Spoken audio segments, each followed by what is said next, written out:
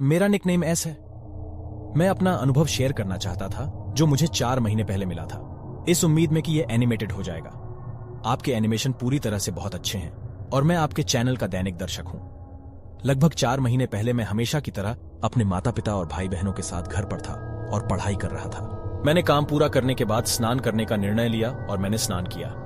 जब मैं स्नान कर रहा था तो मेरे माता पिता और मेरे 2 भाई बहन हमारी बिल्ली को पशु चिकित्सक के पास ले जाने गए और मुझे बताना भूल गए।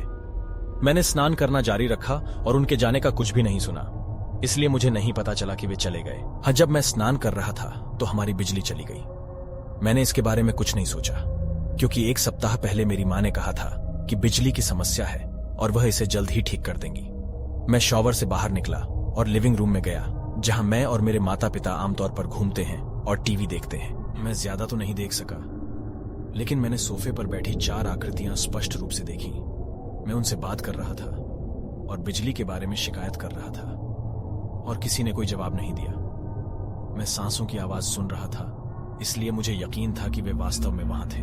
मैंने अपनी बहन से सोफे से उतरने को कहा ताकि मैं बैठ सकूं, लेकिन फिर भी कोई जवाब नहीं मिला। मुझे इस बात पर गुस्सा आया कि वे कैसे व्यवहार कर रहे थे और मैंने खुद ही उसे हटाने का फैसला किया। लेकिन जैसे ही मैंने उस आकृति को छुआ, वह हवा थी। मैं एक पल के लिए रुका। मैं चौंक पड़ा। मैं दौड़कर अपना फोन लाया और टॉर्च चालू की और देखा कि घर पर कोई नहीं था।